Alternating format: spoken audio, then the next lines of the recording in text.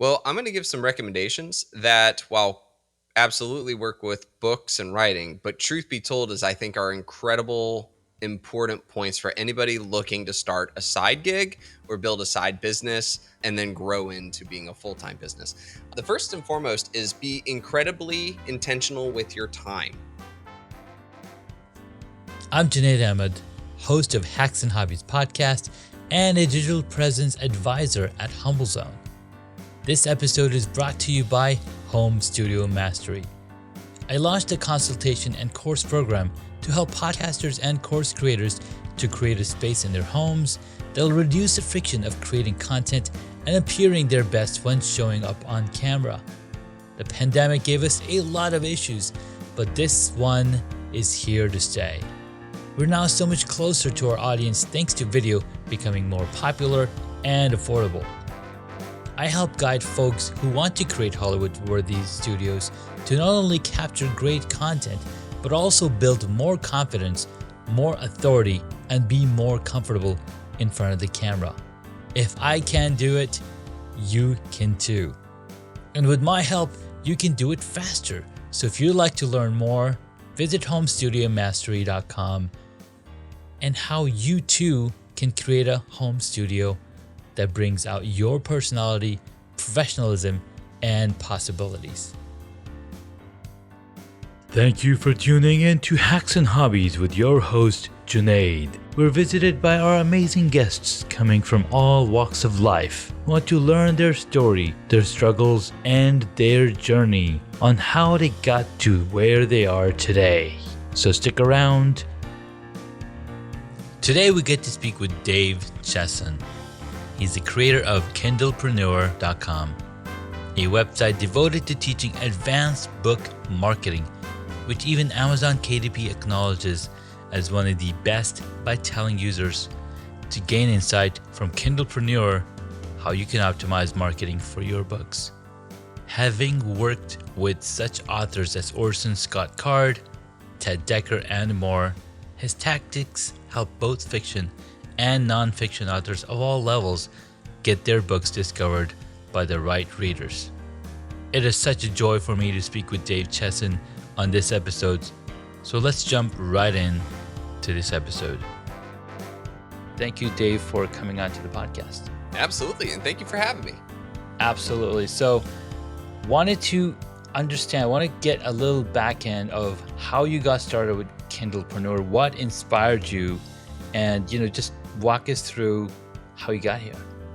Yeah, well, back when I used to be a lieutenant commander in the Navy, and they just kept deploying me to other countries, and my wife once asked me, she's like, what are we doing this for? Are you like trying to be an admiral? Like, is there some mission? I'm like, I don't know. I'm just kind of doing it. And she was like, well, that's not a good answer because our family is separated constantly. Mm-hmm.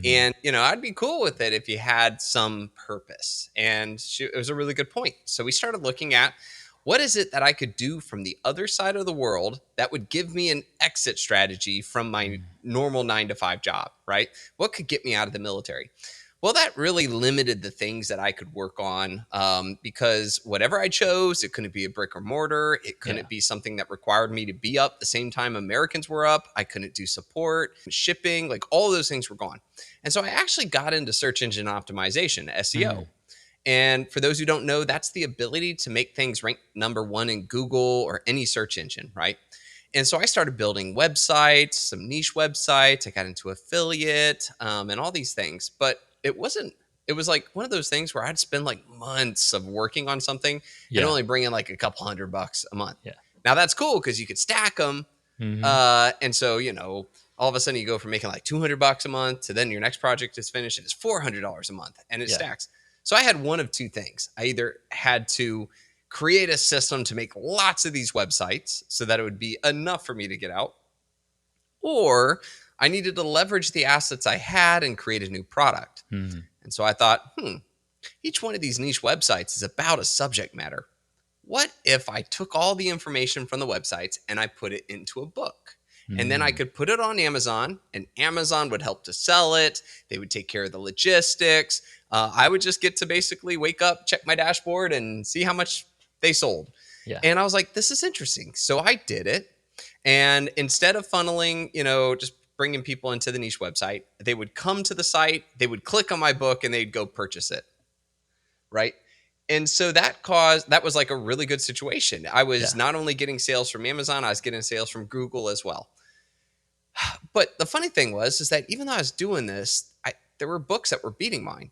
There were books that were showing up more often in Amazon. Mm-hmm. So I was like, what if I used my SEO background and I started looking at Amazon and why they put certain books at the top? Or, what can I do to influence them to show my book more often, just like I do with websites? And that really took off. That was a huge boon to the business at that point.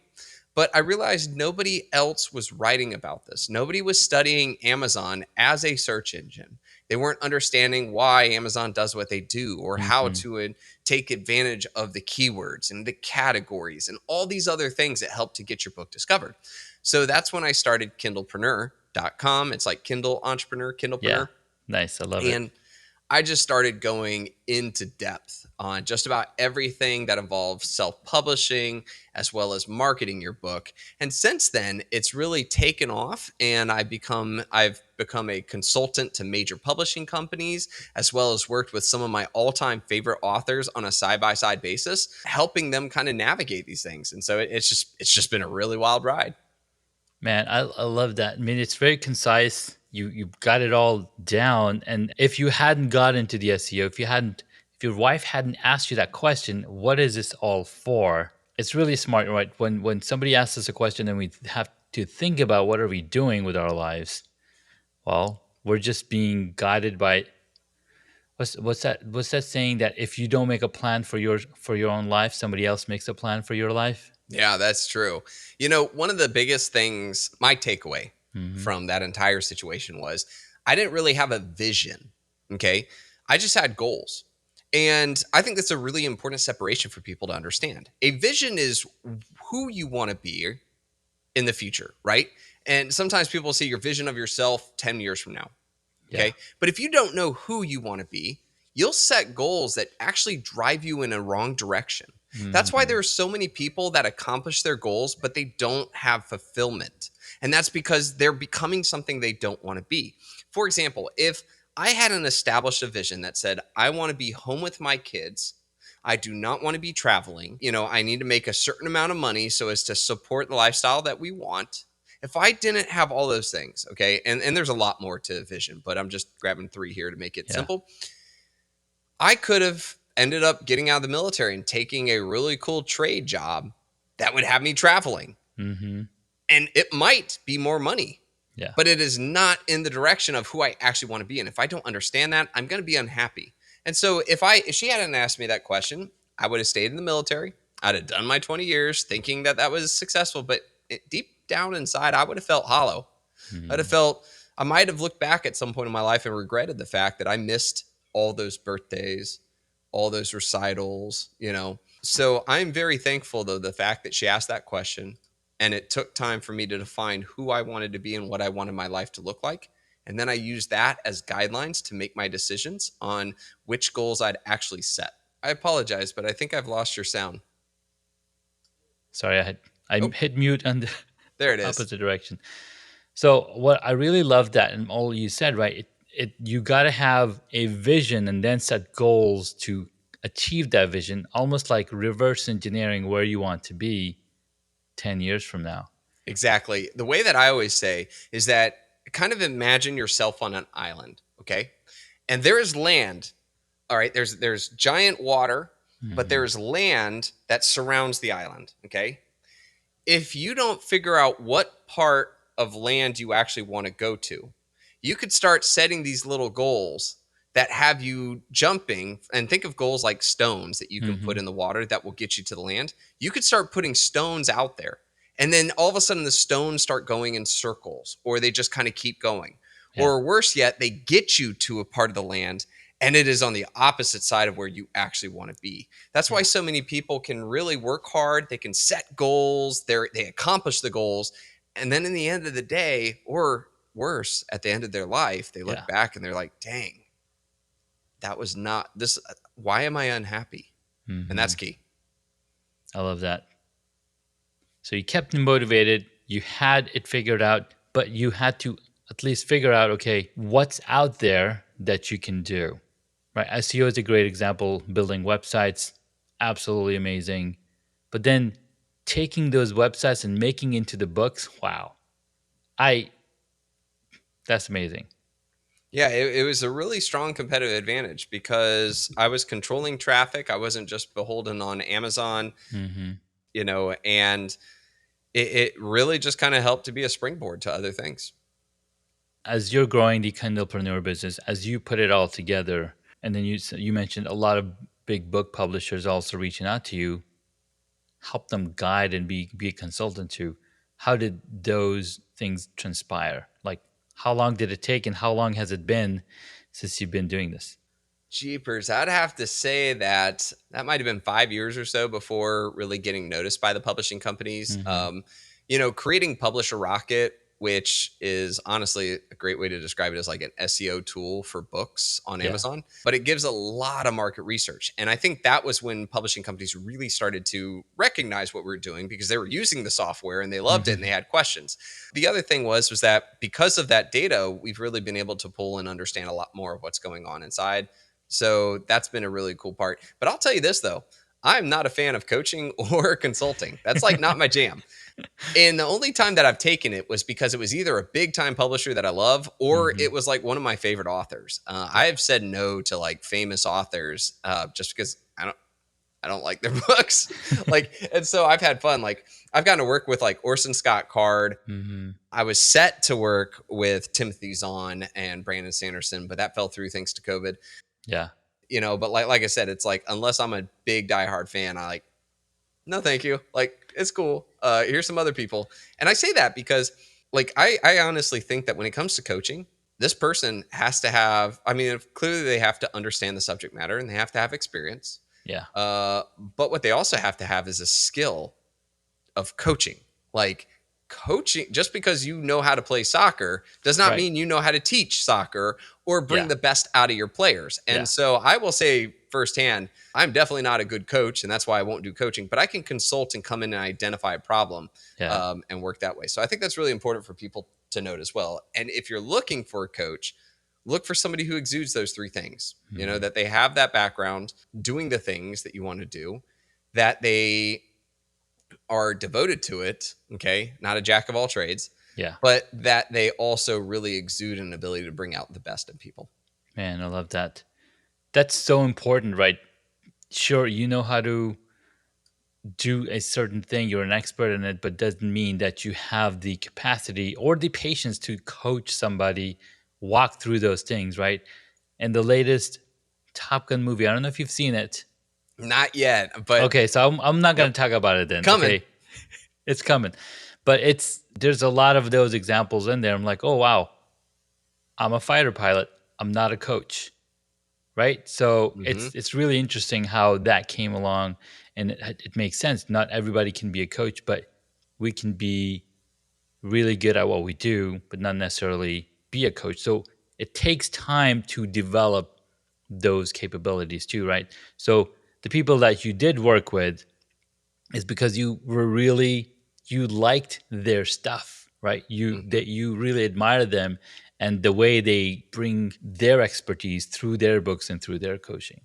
Yeah. Awesome. That, and to add to it a little bit more, is that especially when it comes to books, it's really hard to consult or coach someone in a genre you don't know or love or understand. So like if I'm working with a romance author, I don't fully understand all the different nuances to the romance genre. There's like thousands of them. Okay. There's lots of different ways to describe the tone of romance or stories. They also know what is cliche and what is important. I don't know that. Right. But if we go sci-fi or military or lit RPG, like, oh yeah, I can throw down and that's okay. So that's another component too. That's true. Just because somebody is a book coach or a writing coach does not necessarily mean that they're the right fit. You might need to niche down to somebody who has experience in the genre or topic that you do. That's an excellent point. And I've listened to Peterson. What's his name? Peterson. He's got a master class, and I've listened to, Mr. Riley of Goosebumps. They all talk from a very different perspective how to write, how to, bring. And it's like, wow, I didn't even think of that. That's something that you need to be thinking about when you're writing a book. Absolutely. Yeah. And even the age group matters Mm-hmm. dramatically. R.L. Stein of Goosebumps, like, All he time, yeah. says, he flat out is like, you have to understand your age group. Like, you really have to understand what drives them. You also Mm-hmm. have to change what words you use and Yeah. how long you say things. So yeah, not just on a genre, but even in the age group can In the really age be a group. big part of it. Wow, that's why they say niche down to who you are, who you understand, instead of trying to create something for everybody. Exactly. Man, I love that. I also appreciate, you sharing that you didn't want to work with everybody, not only because of the genre, but also because the entire reason you got into this so you can spend more time with your family. Yes. That understanding of I will not trade time for money was a big boon to everything I was doing. When Mm-hmm. you start getting going, like when I was really getting into SEO, I had a lot of people that offered me money to work on their SEO project or Yeah. consult and I was like, man, that's cool and that's a lot of money, but I'm literally going to trade my time for that money. The moment that it's over, Yeah. like, so is the money, right? And I have to start over. And it was going to derail me from what my ultimate goal was. And Mm. so understanding your vision and being able to create goals that align with your vision give you a real good strength to be able to say one really powerful word, and that's no. No.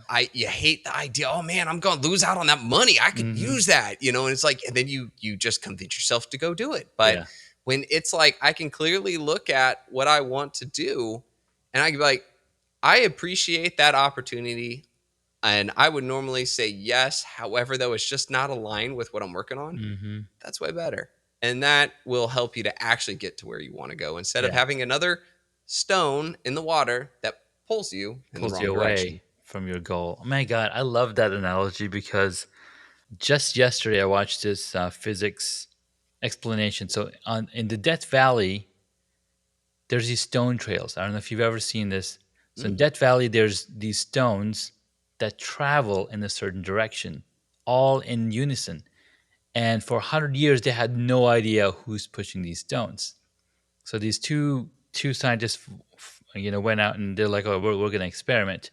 Turns out it was a really quarter or 1/8 of an inch sheet of ice that was pushed by the wind that enabled to move these refrigerator-sized rocks all in one direction. wow. I'm like, holy smokes! If a thin 1/8 of an inch sheet of ice can move these huge, humongous things, it's because they had, they're all aligned, and you got to have your goals in place. Otherwise, let's say you put that rock in the water, that rock's going to move, just like you mentioned, because of the waves, because of the movement of the wind and everything. Hmm.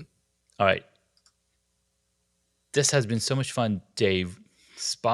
Speaking about book publishing, SEO, time for money, spending time with your children, the goals that we make, the vision that we have for ourselves, our lives, essentially. And when you're married, when you have other people that are depending on you, having that goal alignment with the whole company is so important. Yeah, absolutely. And it's also, it's not just the company, it also is all the spokes of life too. It works Exactly. in every aspect and area of your life. If one of those spokes is off, then it's a bumpy road, right? Yeah. So Cool, man. So share with the audience 3 hacks to take away what they should be doing if they're looking to getting into book publishing or have an idea for their book. What are the first 3 things that they should think about? well, I'm going to give some recommendations that, while absolutely work with books and writing, but Hmm. truth be told, is I think are incredible important points for anybody looking to start a side gig or build a side business and then grow into being a full-time business. The first and foremost is be incredibly intentional with your time. Okay. So at the time I was working with the military, I was doing 8-hour days or so. So what I did was, and this might be crazy for some people, but I set up that I would get up at 4 a.m. every morning, and I would work from 4 till 7. And that 4 to 7 was my time. Nobody was up. Nobody had anything to ask me. There was nobody on Facebook. It was just me. And I could actually devote that time every day, Monday through Sunday, to building up the career. Okay. The other thing, and I call it a career because that's what I wanted, right? I wanted it to be my career. Yeah. The other thing was that I gave up movies. And what I would do is that at nighttime, so after the kids go to bed and stuff like that, I'd ask my wife, what would you like to do tonight? Okay. And if she had the call, and that was really important with her, that she had that power, control, I guess, to be able to say, I would like to spend time with you, or I'd like to, talk or watch a movie or something. So then we would. But most of the time she'd be like, no, I'm good. Great. I would right to the office and I'd work on it. And the reason why those two things are important is because honestly, I feel like I was doing about 3, 4, 5 hours a day towards building this. Okay. And I wasn't doing it in patches. It was almost a habit. And I think that was one of the biggest reasons why I was able to succeed, was because I did it that way. A lot of people say they want to do it and they try to fit it into their life when they can. And when you do that, it becomes chaotic. It falls to the wayside. You come home from work, you get too tired, you don't work on it, and then all of a sudden it's been weeks before you've done it and it just dies a slow death. So be very intentional. Schedule it in there. Don't break the schedule. Create that habit. And I assure you, it will take time, but it will be worth it. The second thing is to build off of that one is it will take time. And what I want to say is do not do comparisonitis. Okay. That is the worst thing in the world. There are some people that just win the lottery. Okay. They put out some book and some famous person happens to see it and it goes nuts and they become rich.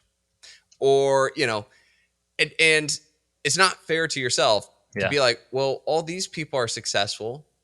Like it must not be for me. Like that's the worst lie in the world to tell yourself. And that's the quickest way to fail in this. So do not have comparisonitis. It is not fair. It takes some people longer. Some people just get lucky, but the people who stay with it, they're the ones that will succeed. It just might take longer. So keep that in mind and don't get depressed that you see people succeed. And I'll give you a little side secret here. Yeah. All those successes, nobody ever talks about the failures. Nobody talks about the failures. We could have started this conversation about all the failures I did. Yeah. Up until we talked about the things that were most important, all the websites that I created, the months I burned to get $1, that was my first website. I spent 2 months hardcore building this thing and I got $1. To me, I made $1 out of thin air. To most, I just wasted too much of my life. And I think that was the difference for me was I was like, let me do it again, but I'm going to do it better. And when I did it again, I made $10. You figured out the formula, right? Well, but it took a lot of steps. It took a lot of time. Exactly. Exactly. Yeah. So don't do comparisonitis. If you just hear about people's successes, you're just going to think, well, if I don't hit it out of the park on my first try, then I'm a failure. Like that is the worst thing to say to yourself. And finally, the third thing is that think of everything you're going to work on as a skill. Okay. This isn't a hack. It's not a quick get rich thing. It's not this, thing. It is a skill. Writing is a skill. And let me tell you, I'm still improving every day. Okay. Marketing is a skill. SEO is a skill. Facebook advertisements is a skill. And if you use the word skill when you think about it, okay, then you start to say, and by the way, I love playing soccer. That's one of my things. Nice. Played all over the world for a while. When I was in the military, it was like the best way to line with the South Koreans, the Sri Lankans, the Thai was, let's go play. Well, they used to call it football. Let's go play football or futsal. And so anyways, if you think about that, right? Like imagine the first time when you were a kid that you kicked a soccer ball. It was not pretty. How long it took until you could dribble a soccer ball. How long it could take until you start playing with others, right? And again, growth. There's always growth. There's no such thing as masters or the peak. You can always improve. Yeah. And if you approach this online thing or your books or whatever it is you're working on with the idea that it is a skill, you won't be so hard on yourself when you're not knocking it out of the park. You'll also understand that you're prone to making mistakes, and mistakes help us to learn and grow. We call it failing forward. Mm-hmm. And I think that really lightens people's understanding. It also, let's face it, you can't juggle 12 things in the air on your first day. No way. So be intentional, take it like a skill, know you're improving every day, and just have that patience. Wow. All right. So number one, dedicate time for yourself. It's Yep. going to Be take intentional. time. Be intentional.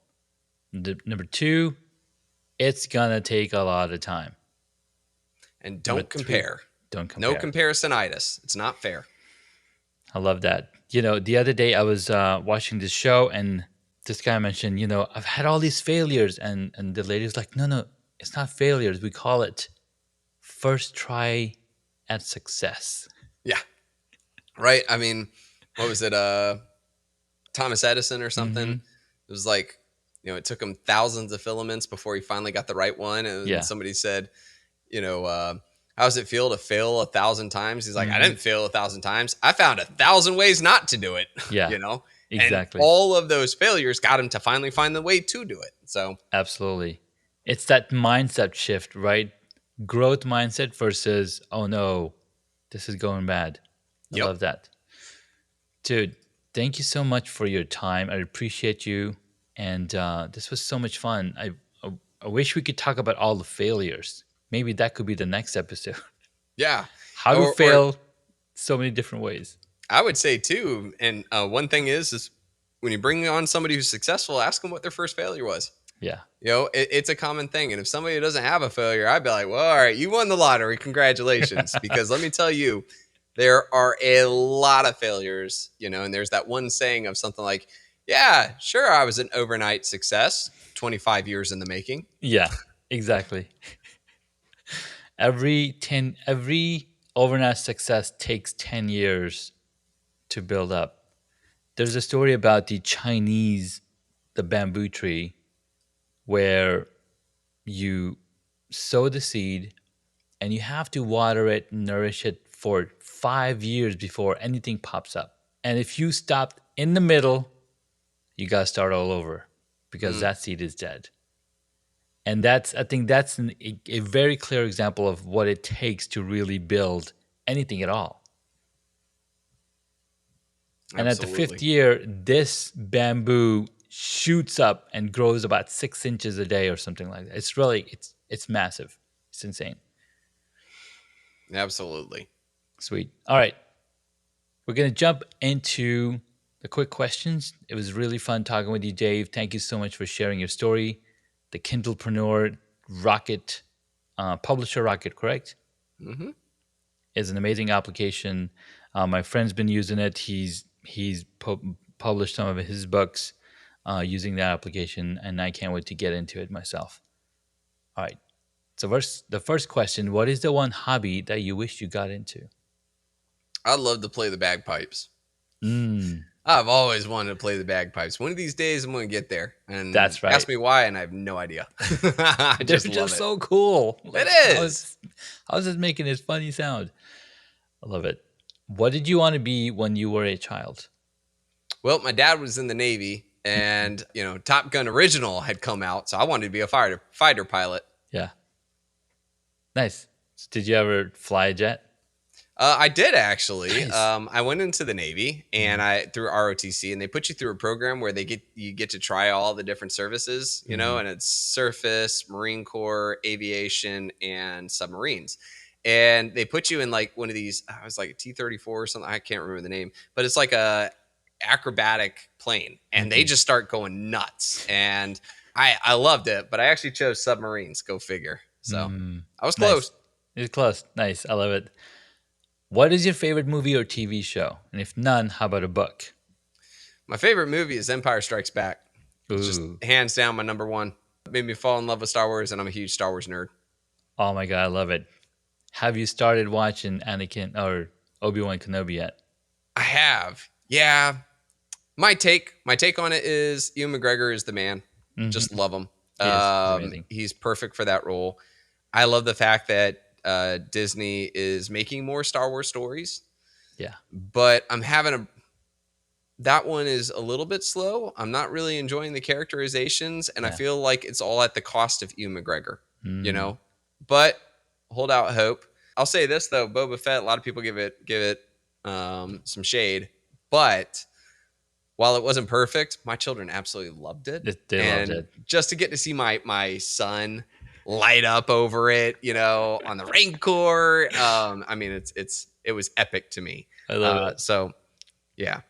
Yeah, my kids got into Star Wars thanks to The Mandalorian and Baby Yoda. Everybody called Baby Yoda. Like, it's not Baby Yoda. I saw a comic that showed the Trojan horse, at the city of Troy, right? And it was actually Baby Yoda pulling the Trojan horse through the gate, and inside the Trojan horse was like all the other Star Wars movies. And at the top of it, it was me showing my wife Baby Yoda, getting her into Star Wars. And I was like, it is so true. I feel like Baby Yoda, Grogu, got a lot of people into it. And yeah, they did. I'm a huge fan of Dave Filoni and as well as Jon Favreau. But Dave Filoni to me is the man. He's a man. I He love really it. is. Man, there's so much more we could talk about Star Wars. But let's move on to the next question. What movie would you choose if you got to play a character in it? Whoo, wow. Well, I mean, Star Wars, and I'd totally be a stormtrooper. There you go. Just to say I did Just it. to I'm say sorry. you did it. I was trying to find something that might be like a little off from the last question, but Yeah. no. And I'd be a stormtrooper, and I could miss. I could miss every shot and then fall over. Exactly. It's cool. Still be cool. That's right. I could fall good. Conan O'Brien got to play a stormtrooper in one of these episodes. I can't remember which episode was it, but they played a little bit. Like, oh my god, this is so cool. I almost got to be in Rogue One. And that's way. a completely different story, but they were filming in the Maldives and I was working in the Maldives, and apparently they were having a hard time trying to find people of a certain height. And I missed it by a week. General Shahid of the Maldivian National Defense Force was like, whoa, Chessen, if I had known you were a Star Wars fan. I'm like, you can't tell me that. And sure enough, they were looking for stormtroopers. And I was like, So to this day, like I'll go to my deathbed just really I missed out on that. And that was a great Star Wars film. That would have been one I would have been proud to have said I was in. Yeah. Oh my god. I know I missed it by a week. We'll I'm sure we'll put the message out in the universe and we'll find you a Star Wars, because guess what? That's right. They are shooting it, right? They brought Ewan and Christensen back to play those roles. So yep. There was hope. Hey Disney, if you're listening, I'll do it for free. You'll do it for free. Pay my way. Just Just bring me on. Awesome. That's right. I love it.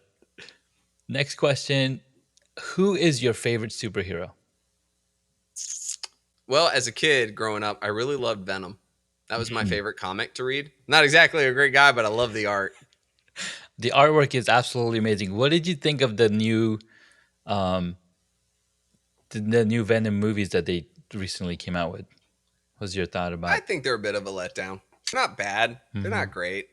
They're okay. They're okay. I'm happy that the first one made money because I was like, great, let's give it another try. Yeah. But man, they just missed out on the whole Carnage series and everything was the best. And I was cool with Woody Harrelson playing Carnage. Like, I thought that was kind of cool. He could play awesome. Cassidy pretty good. But I don't know. Like when I judge movies, by the way, I use two scales. I use a critic score and I use a rewatchability score. Like, because critically, I could watch a movie and be like, that was beautiful, but I don't want to watch it again. Yeah. Right. But then there's other movies where I'm like, oh my goodness, I could put that in over and over and over again. And okay, if you're going to make fun of it or whatever, I'm not going to defend it because I get it, Yeah. And so that's why there's a critical. Sometimes you get both. Sometimes, they just tank on both. And so with me, on the Venom movies, I feel like critical, it was kind of okay, but rewatchability, I have no desire to rewatch them. So to me, and I think that an action film like that or a superhero film should be rewatchable, and I don't care about critics, And so to me, it fell short then from the expectation of what it should do. Just like the end game, you can watch that over and over and over again and get the same feels every single time. Yeah. Absolutely. Yeah. Love it. Although I guess I could change and say if there was a Marvel movie I love most, I love the Guardians of the Galaxy. That's my absolute most rewatchable score in those. I cannot wait for the next one. It's going to be epic. Yeah. It's going to be epic. Awesome. Last question. If you were a board game, what would it be? Monopoly. Nice. I love it. Yeah, I guess. I mean, because, working with all the different businesses, I guess I would choose that one. It's not my favorite game to play, but it would definitely be the one I would try to say is the one I'd be. Yeah, that totally makes sense. Man, Dave, this was so much fun. I know your audience can find you over at kindlepreneur.com. Is there another place that you chat with people online? Twitter? That's probably the best one. Okay. Yep. Perfect. Well, Dave, thank you so much for your time. I appreciate you. Enjoy the summer and anything that you're looking forward to this year. Honestly, there's a whole ton of books that I've got that I'm looking forward to reading. So, it sounds like a boring answer, but to me, I'm pretty jazzed. No, books are amazing. They take you places you can not go there without imagining. Absolutely. Like awesome. Well, thank you again, Dave. We'll talk to you soon. Have a great one. Thank you kindly, and thanks for having me. Welcome. All right, guys. Thank you so much for listening. That was Dave Chesson of Kindlepreneur. Check out the application. Check out the site, kindlepreneur.com, and there's so much good stuff there, especially if you're looking to publish a book or getting into a space where you're really creating something monumental. All right, thanks so much. Catch you in the next episode.